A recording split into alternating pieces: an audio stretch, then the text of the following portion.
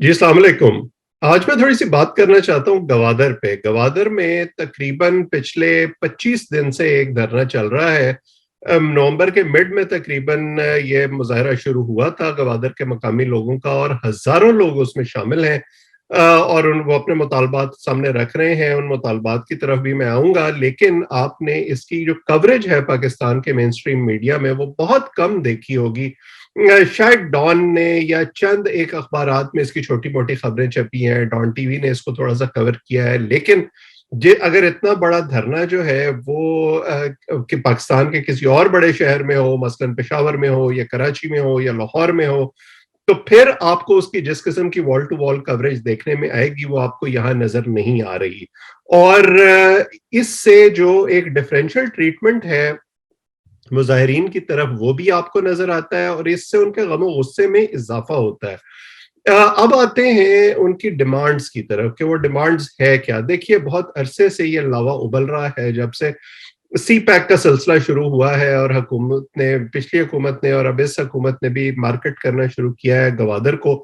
کہ جی یہ game changer بن جائے گا سی پیک کی وجہ سے۔ تو بہت لوگ اس کے بارے میں لکھ رہے ہیں کہ یہ تب تک ممکن نہیں ہوگا جب تک آپ مقامی لوگوں کو ان کا حق نہیں دیں گے، اور انہیں ترقی کے اس سفر میں اگر یہ ترقی ہونی ہے اسٹیک ہولڈر نہیں بنائیں گے۔ لیکن حکومت نے اس کی جانب توجہ نہیں دی، اور جو لوگ اس کے خلاف لکھتے رہے ہیں یا اس حوالے سے آواز اٹھاتے رہے ہیں انہیں بھی ایک طرح سے غداری کے سرٹیفکیٹ بانٹے جاتے رہے ہیں، اور یہ کہا جاتا رہا ہے کہ جی یہ دیکھیں یہ تو ملک کی ترقی کے خلاف ہے اور یہ شاید کسی کے ایجنڈا پر ایسا کر رہے ہیں۔ لیکن اب وہ جو لاوا ابلتے ابلتے اب تقریباً پھٹ پڑنے کو تیار ہے، اور مظاہرے کی صورت میں وہ سامنے آ گیا۔ اب وہ ڈیمانڈز کیا کر رہے ہیں؟ دیکھیے، سب سے پہلے تو وہ یہ کہہ رہے ہیں کہ آپ جو چیک پوسٹس ہیں جن کی وجہ سے ہمیں مقامی طور پر نقل و حمل میں دشواری کا سامنا کرنا پڑتا ہے اس کو ختم کریں۔ پھر وہ جو انلیگل فشنگ ہو رہی ہے گوادر میں جس کا ان کو کوئی فائدہ نہیں ہو رہا، باہر سے لوگ آتے ہیں، ٹرالرز اپنے لاتے ہیں اور وہ وہاں سے فشنگ کر کے لے جاتے ہیں، اس کے اختتام کا مطالبہ کر رہے ہیں۔ پھر وہ جو ایک اور بڑا مطالبہ ان کا ہے وہ ہے کہ مقامی لوگوں کو جو کلین ڈرنکنگ واٹر ہے وہ میسر نہیں ہے۔ گوادر کے اندر پینے کا پانی جو ہے وہ باہر سے لایا جاتا ہے۔ مجھے نہیں سمجھ آتی کہ کون سا ملک ایسا ہو سکتا ہے جو، یا شہر ایسا ہو سکتا ہے جو پینے کے پانی کے بغیر ترقی کر سکتا ہے۔ پھر ایک اور ان کی جو ڈیمانڈ ہے وہ تقریباً کسی حد تک جو ہے وہ ڈسٹرکٹ ایڈمنسٹریشن نے ایکسیپٹ کر لی ہے کہ جو غیر قانونی شراب خانے وہاں پر جگہ جگہ کھل گئے ہیں ان کو بند کیا جائے، اور اس کی وجہ سے ظاہر ہے مقامی آبادی جو ہے وہ اس پر برا اثر پڑتا ہے، سو وہ بھی بند کر دیے گئے ہیں۔ پھر جو پاک ایران بارڈر ہے اس کا کنٹرول جو ہے وہ ایف سی سے لے کر جو مقامی ایڈمنسٹریشن ہے، ڈسٹرکٹ ایڈمنسٹریشن، اس کو دینے کا مطالبہ بھی شامل تھا۔ اس پر بھی کچھ پیش رفت ہوئی ہے، ابھی یہ دیکھنا باقی ہے کہ کیا ایسا مکمل طور پر ممکن ہو پائے گا یا نہیں ہو پائے گا۔ لیکن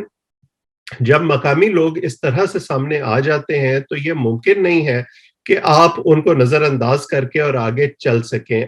ہماری حکومت جو ہے اس نے بلوچستان کے حوالے سے ایک طرح سے ایسے لگتا ہے بڑے لمبے عرصے سے، اور اس میں صرف یہ حکومت نہیں ہے، پچھلی حکومتیں بھی شامل ہیں، لگتا ہے کہ انہوں نے آؤٹ سورس کر دیا ہے فوج کو۔ وہ ایک طرح سے فوج کی ایک کالونی بن گیا ہے، فوج وہاں پر امن و امان کی ذمہ دار ہے، فوج جو ہے وہ وہاں کی ایڈمنسٹریشن چلاتی ہے، ایون جو وہاں کی سیاست ہے اس کو فوج کی بیکنگ حاصل ہے۔ یہ جو باپ پارٹی وہاں بنی تھی جس کے بارے میں ہمیں یہ بتایا گیا تھا کہ یہ مقامی سرداروں پر مشتمل ہے، اس کا بننا اور اس کا حکومت میں آنا بھی فوج کی پشت پناہی کی وجہ سے تھا۔ سو جب اس حد تک فوج کا عمل دخل اس میں ہو جائے گا تو ظاہر ہے پھر اس کی وجہ سے مسائل بھی پیدا ہونے شروع ہوتے ہیں۔ اب یہ ممکن نہیں ہے کہ آپ ایک غیر ملکی قوت کو، چائنا ان دس کیس، وہاں داخل کریں اور مقامی لوگوں کو اس سفر میں شریک نہ کریں۔ اور چائنا کے حوالے سے جو خدشات ہیں لوگوں کے وہ بھی بڑی حد تک جائز ہیں۔ کیونکہ چائنا ظاہر ہے اپنا مفاد دیکھتا ہے. ہم نے سری لنکا میں دیکھا کہ وہ داخل ہوئے اور انہوں نے اس طرح کے ترقیاتی منصوبے بھی بنائے, لیکن ایونچولی جب سری لنکن حکومت ان کا وہ قرضہ اس طرح سے واپس کرنے میں کامیاب نہیں ہوئی, تو اب انہوں نے جو ہمبن ٹوٹا کی بندرگاہ ہے وہ چائنیز حکومت نے ایک طرح سے ٹیک اوور کر لیا. تو کیا گوادر کے ساتھ بھی تو کچھ ایسا نہیں ہوگا؟ اس قسم کے خدشات کا ابھی تک ہماری حکومت نے یا اسٹیبلشمنٹ نے کوئی جواب نہیں دیا ہے. پھر جب آپ ترقیاتی منصوبوں کا ذکر کرتے ہیں اور ایک پائپ ڈریم دکھاتے ہیں پورے پاکستان کو کہ جی جب یہ مکمل ہو گیا تو اس کے بعد سارا کچھ ٹھیک ہو جائے گا,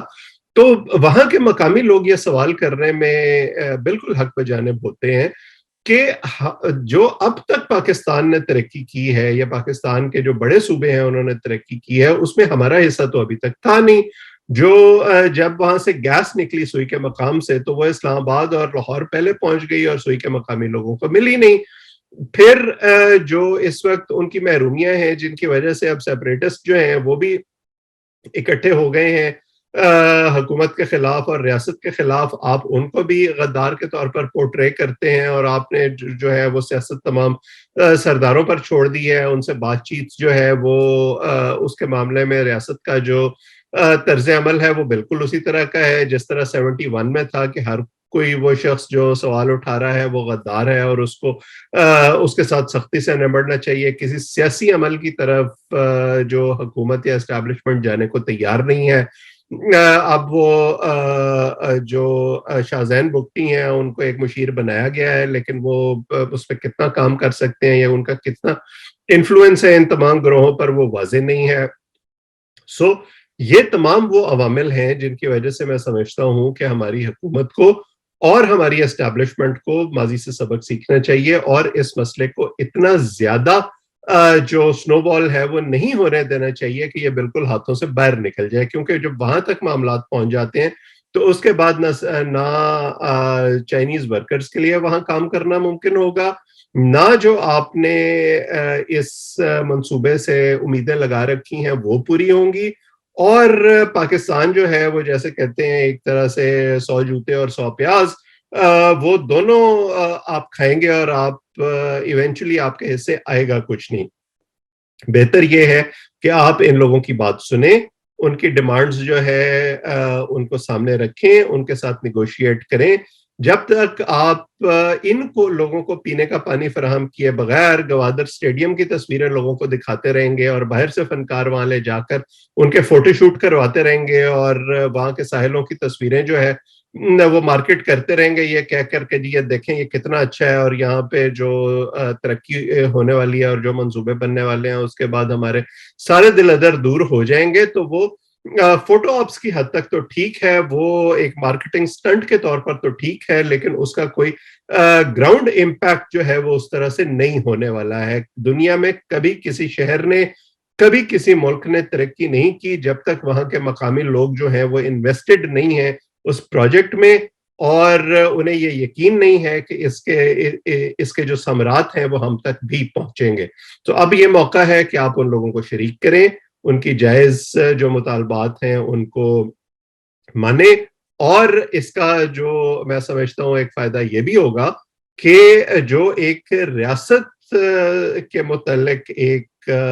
بلوچستان کے لوگوں میں ایک محرومی کا اور ایک غم و غصے کا وہ ایلیمنٹ پایا جاتا ہے اس کو بھی آپ کو دور کرنے میں مدد ملے گی, اور اس کا ایک طرح سے جو امپیکٹ ہوگا وہ پھر ان سیپریٹسٹ کو بھی ٹیکل کرنے میں آپ کو مدد ملے گی. مجھے بس اتنی ہی معروضات آج پیش کرنی تھی, آگے دیکھتے ہیں کہ یہ جو معاملہ ہے وہ کس طرح کی صورت اختیار کرتا ہے. پولیس نے ان پر لاٹھی چارج کیا ہے ان مظاہرین پر, یہ میں سمجھتا ہوں بڑا افسوسناک ہے. اس قسم کی حرکتیں کرنے سے یہ معاملہ صرف مزید بگڑے گا. جب ہزاروں لوگ اکٹھے ہو جاتے ہیں تو پھر آپ ان کو اس طرح کے لاٹھی چارج سے نہ کنٹرول کر سکتے ہیں, بلکہ جو یہ ایک طرح سے احساس پایا جاتا ہے ان چھوٹے صوبوں میں کہ جب پنجاب میں کوئی اس طرح کا احتجاج ہوتا ہے یا اسلام آباد میں اس طرح کا احتجاج ہوتا ہے تو ریاست کا ٹریٹمنٹ اس کے ساتھ مختلف ہوتا ہے بنسبت ان چھوٹے صوبوں کے. وہ احساس محرومی بڑھے گا اور جو میں نے کہا پہلے سے غم و غصہ پایا جاتا ہے اس میں بھی مزید اضافہ ہوگا. ایسے نہ کریں, ان لوگوں کو انسان کے طور پر ٹریٹ کریں، ان کی ڈیمانڈز جائز ہیں، ان پر غور کریں، اور جو ہے انہیں ریاست میں اور ترقی کے عمل میں شریک کریں۔ آج اتنا ہی۔ آپ اس چینل کو سبسکرائب کر لیں تاکہ یہ گفتگو آئندہ بھی آپ تک پہنچتی رہے۔ آپ سب کا بہت بہت شکریہ۔